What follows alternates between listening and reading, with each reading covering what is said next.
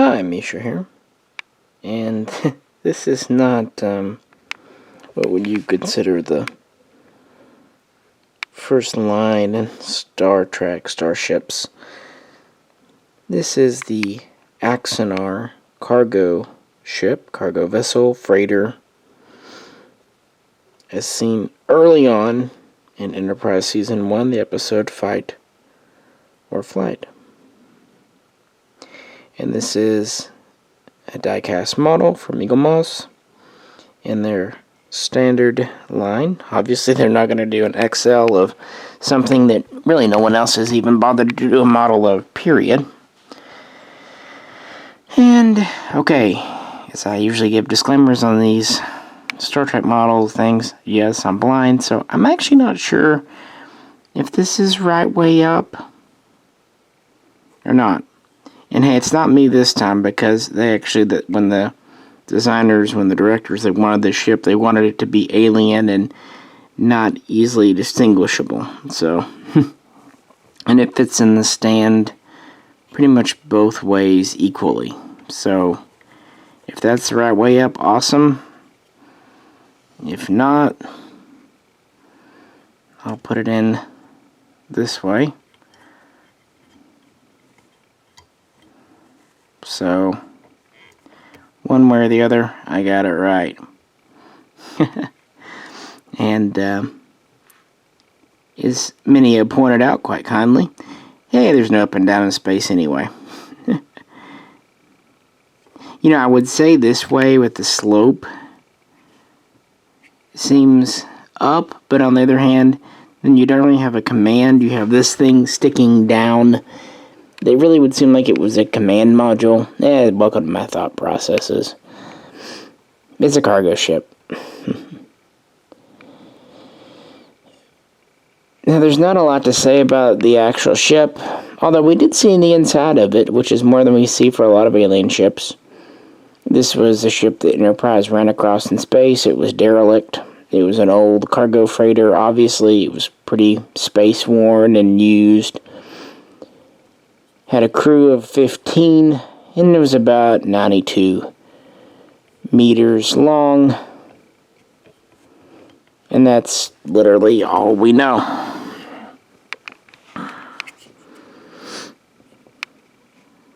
Like I said, it was designed to be alien. And a cargo ship. Now later in the series, we see kind of a variation of this as a warship. Similar general structure, but different and not quite as rusted out. And we know from that the Axanar people were relatively advanced. Their warship was certainly more capable than Enterprise.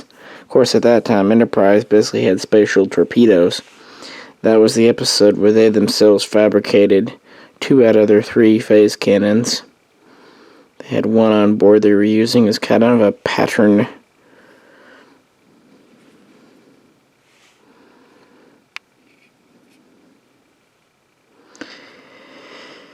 But yeah, when Enterprise went on board her, they had a hard time getting on board at first, kind of showing how much of a novice at space travel the humans really were at this time.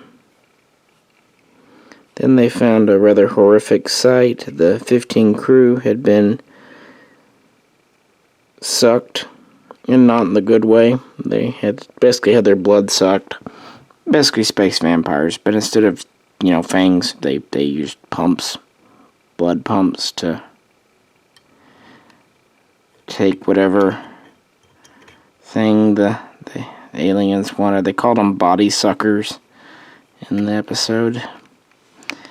And the episode really featured Hoshi's struggles to translate the Axanar language, and Malcolm Reed and Tripp's struggles to outfit the NX-01. And it was very clear in that episode that they were expecting very much our Gene Roddenberry version of space travel, where they went out and they traded and made friends, and they were commenting how their first weeks in space weren't exactly the most welcoming. And so it really showed all of the crew kind of getting their space legs.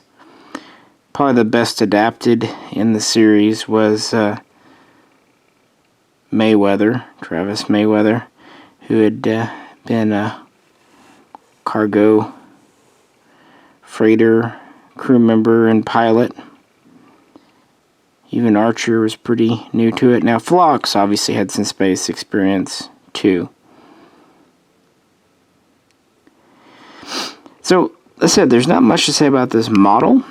Eaglemoss tends to do pretty good jobs with their secondary models. Has a good bit of detailing. It's actually pretty long. I'd say over 5 inches. It's pretty heavy, die-cast metal. The details, of course, are in polymer, but the bulk is metal.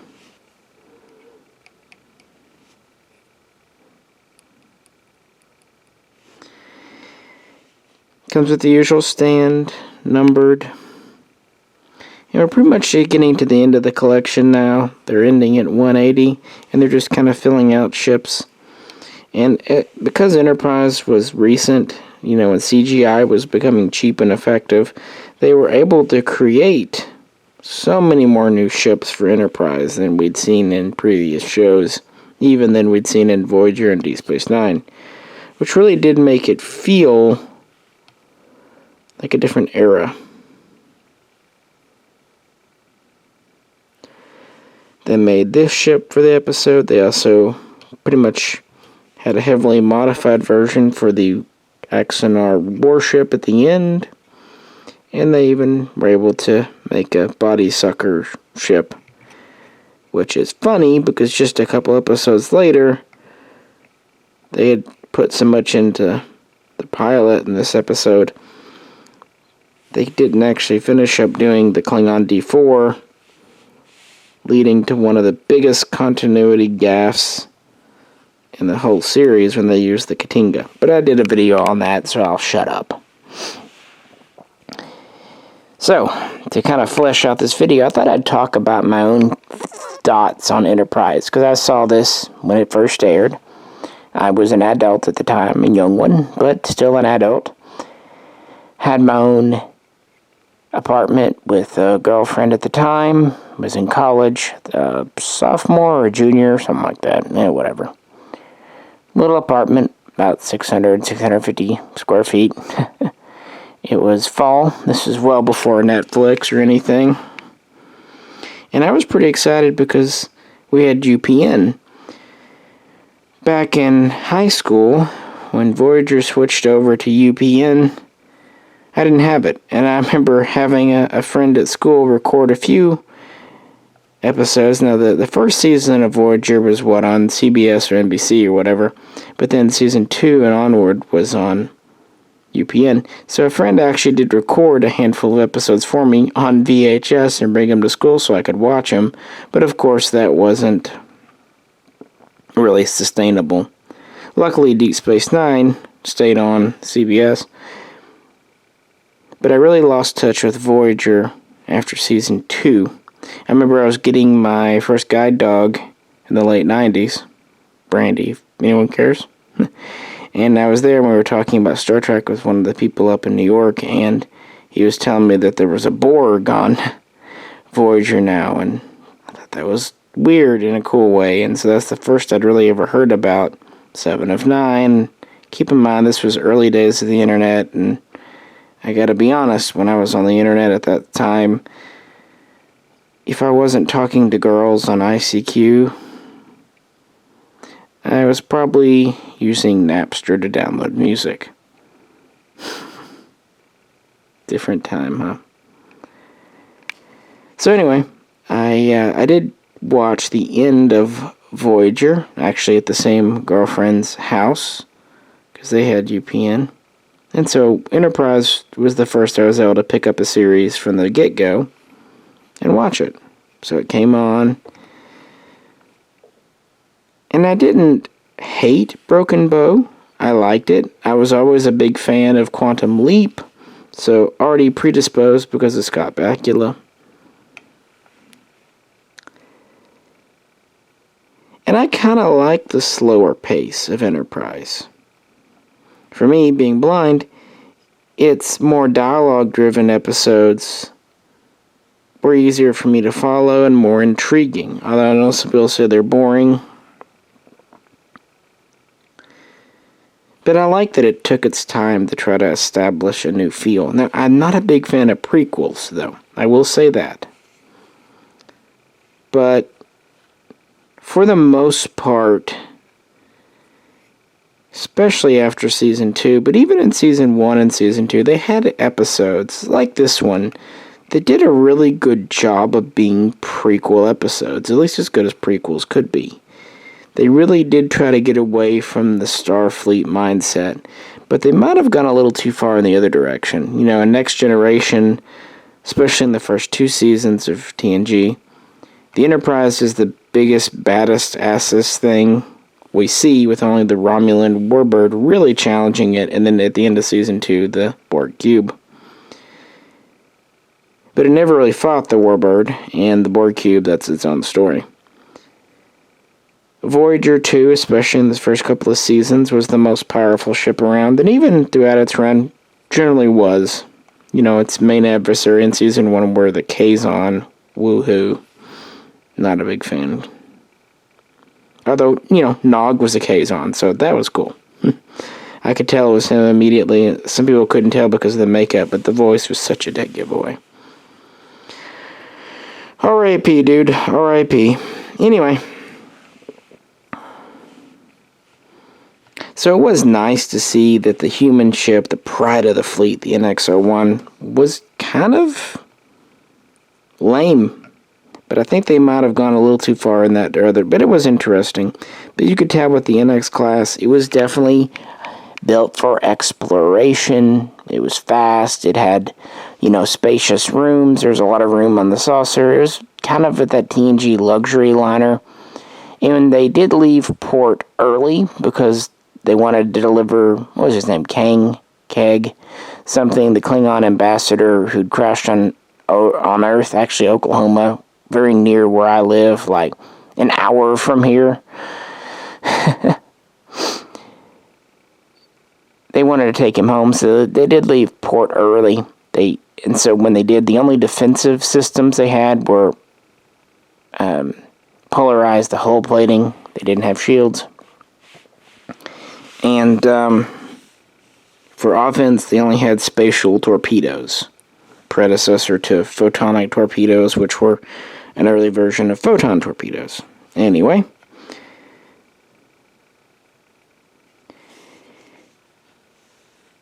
they did not have phase cannons. It was said that Enterprise had mounts for 3 of them, 2 forward-facing and 1 aft.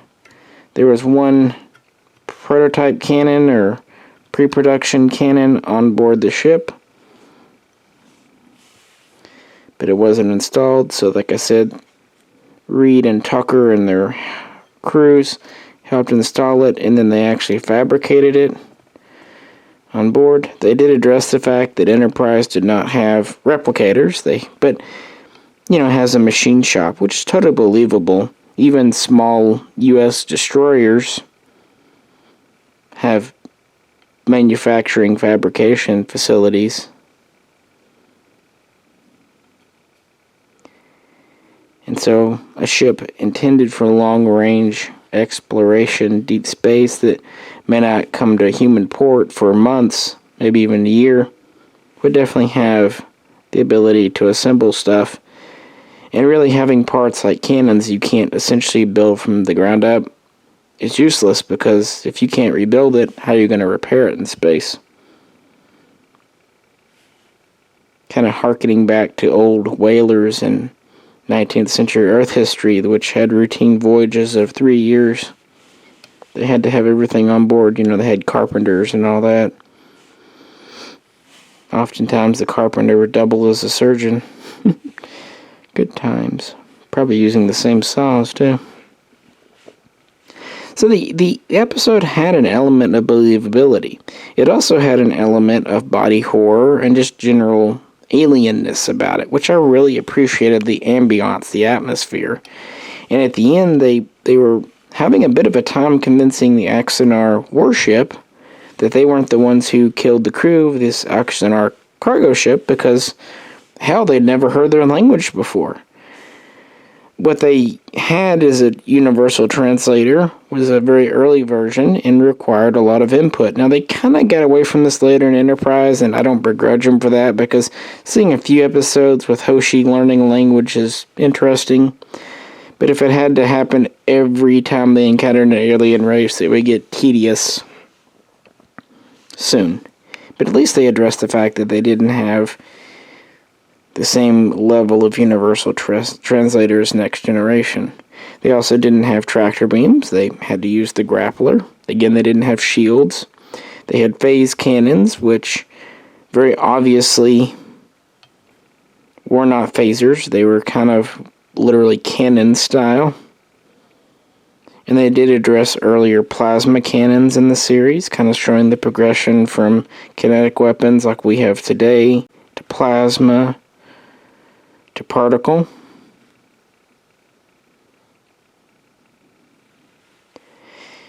Really, the only place I wish they'd backed off was the transporter. They did have one that they made a point of saying it was the first, human-rated transporter on a starship.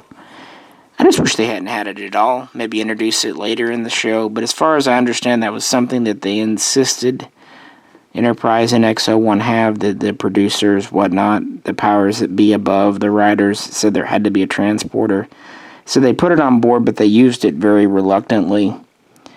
And instead they used their 2 shuttle pods, which were actually pretty capable little sublight pods. So they did try.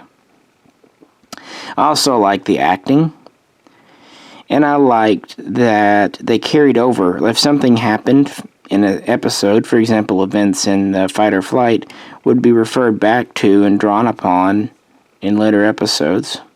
And they had pretty good character development. If something happened to a character in one episode, it would be referred to later. Or, if a character had a traumatic event, it would be, acknowledged later. It wasn't like TNG, where it was purely episodic. But on the other hand, it wasn't purely, arc-driven. It was in between, which was a nice thing. I mean, they definitely had arcs, especially later in the series. But early on, it was episodic, but it was also self-referential, showing the change in time. It was before Netflix, but it was early days of the internet, and discussions and reruns were very much a thing. And at that time, you had TiVo, and in DVRs, you had home recording that could be done legally. So they realized that people could rewatch episodes, which was the reason they didn't start doing a lot of references back in the old TOS and even TNG days. They wanted anyone to be able to step in with any episode and understand it. But by the time of Deep Space Nine and Voyager, even though Voyager didn't often take advantage of it, you could have arcs. You could have more epic storytelling. Now, these days, I think they've swung maybe a little too far in the other direction. Look at Picard, for example, or Discovery, where every episode is just like a soap opera, in the sense that, individually they have no value. That's all building upon, building upon, building upon. And, Battlestar Galactica did that too, which is one of my favorite shows of all time, so I'm not condemning it. I just think that Enterprise maybe found a little better balance. But yeah, when I first watched the episode, it was intriguing. I was wondering who these aliens were. There was a bunch of mystery to it. It had a satisfying conclusion. It showed growth.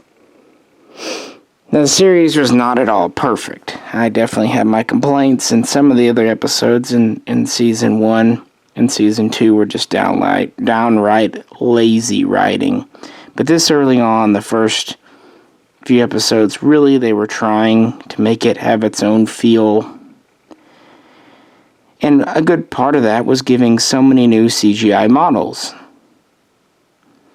They weren't just reusing the same models over and over with a fresh coat of paint, add this superstructure, remove this spike, they had to do that in Next Generation because they were using practical models. But at this point, they were really taking advantage of CGI. And also, when they go on board the ship, it showed they were able to take advantage of new filming techniques for sets and mixing CGI and real sets to give more interiors, because they had to be very reluctant by doing that in Next Generation for much the same reason. Every chair, every console had to be physically made in TNG, but with Enterprise, they could just get away with making whatever the characters needed to interact with for the forefront, and in the background just make something computer generated and overlaid with a green screen. So yeah, this is how I was able to make a long-ass video on an otherwise insignificant ship. But just giving my initial opinions and kind of why Enterprise was special to me, especially the first season or two, because I watched these, very interesting time in my life, early 20s, you know how it is. So each episode kind of reminds me of certain life events that are very interesting and important to me, but not to you, and they shouldn't be. Just like, we all have our own defining events that are special to us alone. And Enterprise is intrinsically entwined with those in my life.